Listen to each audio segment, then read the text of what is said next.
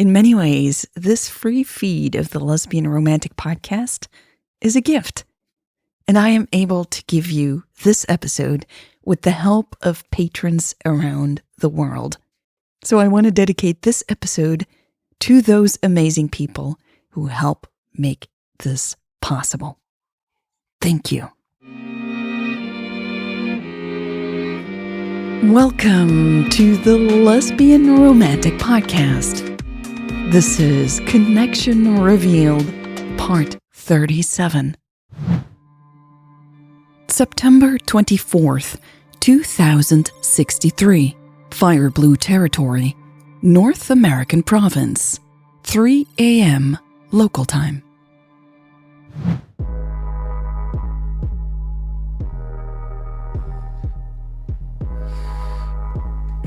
Jade rolled onto her side and groaned. The thin mattress didn't provide much support. She might as well sleep on the bare floor. The small blanket provided some comfort, and it was thoughtful of the guard to bring it for her to sleep under.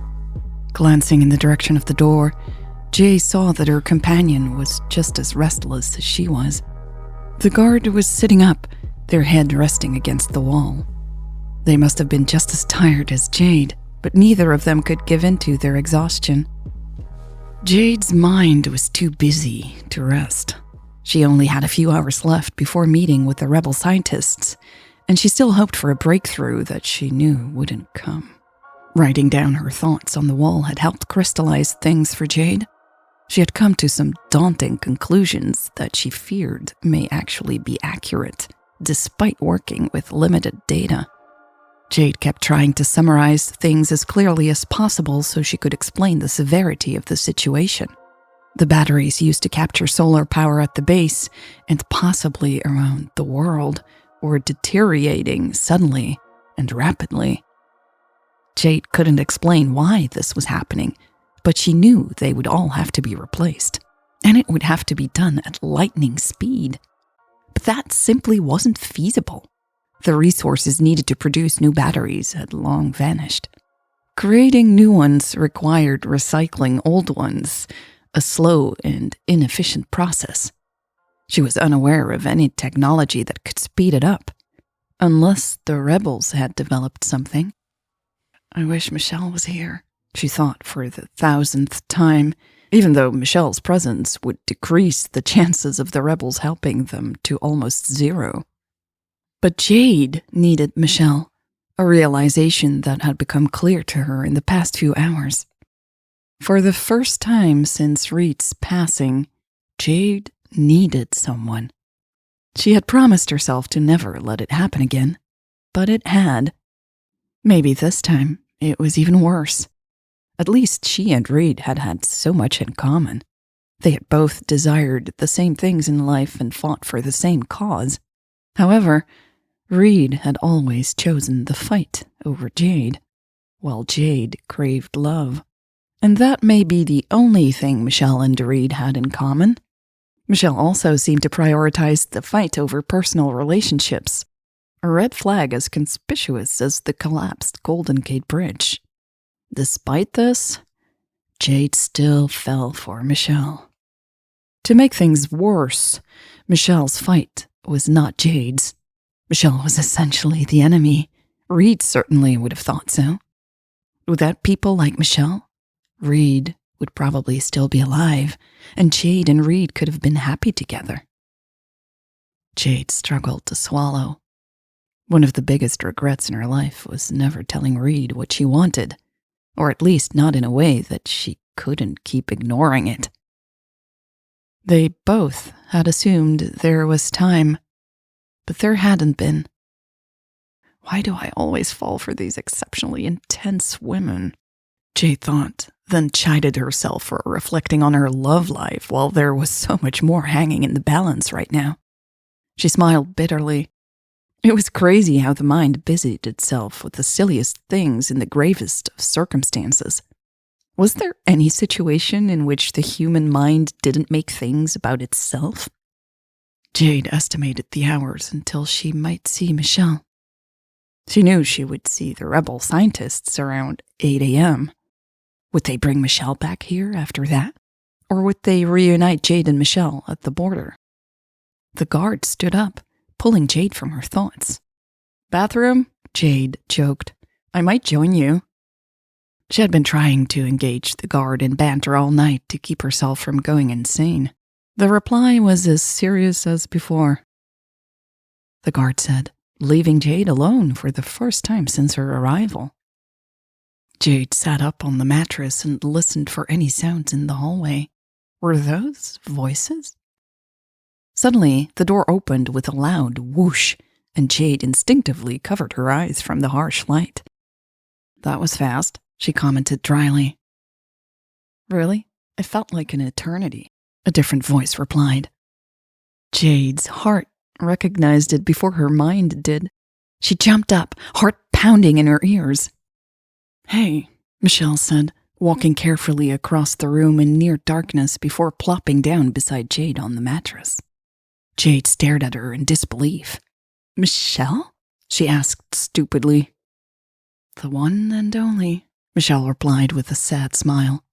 Jade's mind short-circuited, but her body didn't. She launched herself at Michelle and kissed her so hard that they both fell back onto the mattress. Their tongues entwined, and for just a few seconds, Jade's mind finally quieted. But not for long. "How did you get here?" she gasped, pulling back. Is this really happening?" "I honestly don't know," Michelle replied, looking up at Jade. In the dim light, it was difficult for Jade to see the details of Michelle's expression.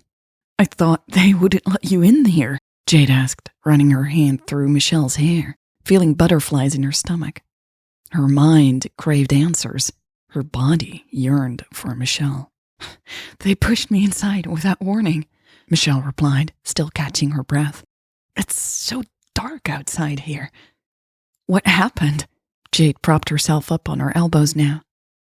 "Lucas drove me to another place. I thought she might try to kill me." Michelle chuckled, though there was a hint of seriousness in her voice. "Drive off a cliff with me in the car or something." "Why would she do that?" Jade questioned. Michelle looked away. "Because I'm her mortal enemy?" "What kind of place did she take you to?" Jade asked, trying to meet Michelle's gaze in the semi-darkness. She watched as the muscles around Michelle's mouth twitched. "Another compound like this one." Jade narrowed her eyes. The excitement of being reunited with Michelle was quickly fading. It seemed like Michelle was keeping things from her, just as Jade had feared. Important things, she was certain. "What did you find out about the batteries and power supply?" Michelle asked, trying to shift her weight. Jade rolled onto her side to give her some space. "Who did you meet at the other compound?" she asked, refusing to let Michelle change the topic. "It's not that important," Michelle said, sitting up all of a sudden. "We need to focus on what's ahead of us." "It's important to me," Jade said after a moment. "I feel like you're hiding something from me." "I'm not," Michelle replied. "I mean, it's just not that important." Her voice was now very quiet. "I feel like it was important," Jade insisted, trying to sound gentle. "You can't even look at me, and it makes no sense that Lucas sent you here." "I'm just embarrassed," Michelle said after another long pause. Jade tilted her head. "About what happened? Why?" "I ordered a background check about you," Michelle finally revealed. "Off the books. I've got someone doing that kind of stuff for me." "What?" Jade chuckled, more out of surprise than actual amusement. "It's probably sitting in my inbox right now," Michelle continued. She pulled her legs against her chest and wrapped her arms around them, still avoiding Jade's gaze. Jade frowned. She guessed she shouldn't be surprised about the background check. It sounded like something Michelle would do. I wanted to know why you wear a wedding ring," Michelle added, clearing her throat. Now Jade was even more surprised. "What?" she chuckled again, feeling increasingly uncomfortable. Michelle had managed to make this about Jade, and Jade didn't appreciate it, but she was too stunned to put a stop to it. "You never really explained." Michelle finally said, glancing at Jade's hand. What is this? Jade asked, quickly covering Reed's ring. I ask you something that makes you uncomfortable, so you retaliate with an even more uncomfortable question? So it does make you uncomfortable, Michelle prodded. You don't want to talk about it? Jade scowled deeply. I'll tell you anything, she asserted, but not because you need a distraction from whatever it is you are avoiding. Michelle blinked and fell silent for a moment before offering an apologetic smile. I think I lost track, she said. Who needs to share what? You need to tell me what happened, Jade pressed on without missing a beat. Who did you see? Where did Lucas take you? And why are you back here? Michelle cleared her throat again. And then you'll tell me about your wedding ring? Enough about the ring, Jade snapped, growing annoyed. It's just something from my past, okay? Why is this such a big deal? Raising a blonde eyebrow, Michelle countered. I could ask the same of you. Jade threw her hands up in frustration. It's from a friend, all right? A friend? Michelle repeated, straightening her posture. A wedding ring from a friend? Yes, it's her grandmother's, and she gave it to me as proof that she would come back, Jade explained, the words tumbling out of her mouth now. But she never did, and the ring is still on my finger, okay? Okay, Michelle said softly, then hesitantly. What happened to her? Jade looked at the wall and took a deep breath. She went into the desert and got lost. Got lost? Michelle asked. How is that even possible? Jade chewed on her lower lip as she considered how much to share. It was unlikely that any of this would be in the background check Michelle had ordered, but one never knew.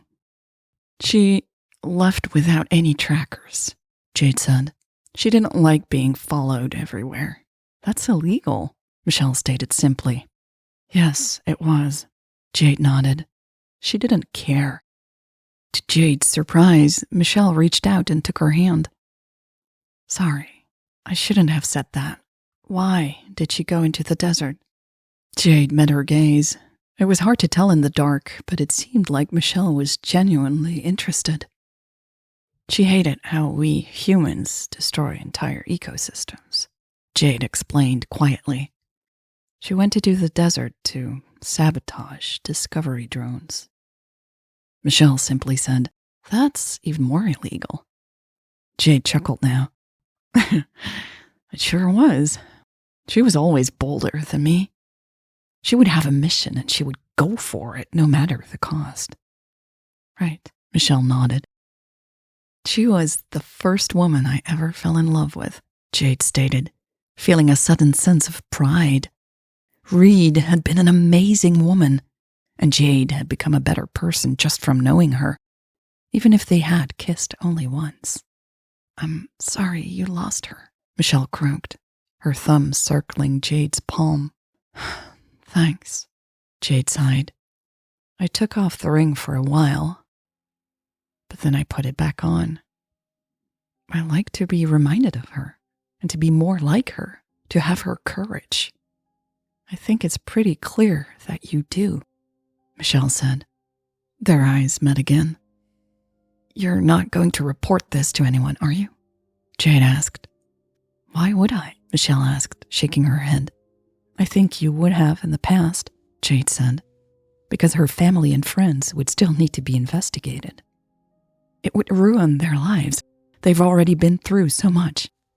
Yeah, Michelle agreed. I would have reported it. But not anymore. Good, Jade replied slowly. She didn't want to thank Michelle for doing something that was only right, even though she was grateful. For a moment, Jade wanted to lean in and kiss Michelle again, but Michelle's refusal to open up about her own demons still bothered her. Maybe with time, Michelle would finally start cheering. Maybe Jade just needed to be patient. The door flew open once again without warning. Both of them shot up, startled. Jade saw a woman standing in the bright light of the doorway, but didn't recognize her. It sure wasn't the guard. Louise?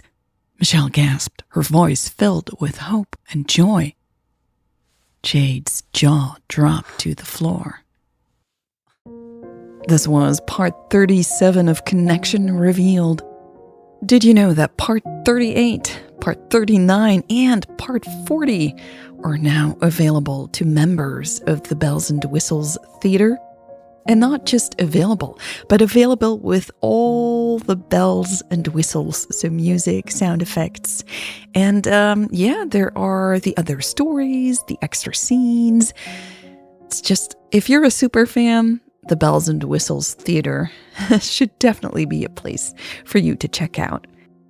Go to patreon.com/The Lesbian Romantic. Or you can find out more at lesbianromantic.com/support. Thank you so much to all the members of the Bells and Whistles Theater who helped make this free feed of the podcast possible. Thank you for listening. Thank you for spending time here with me.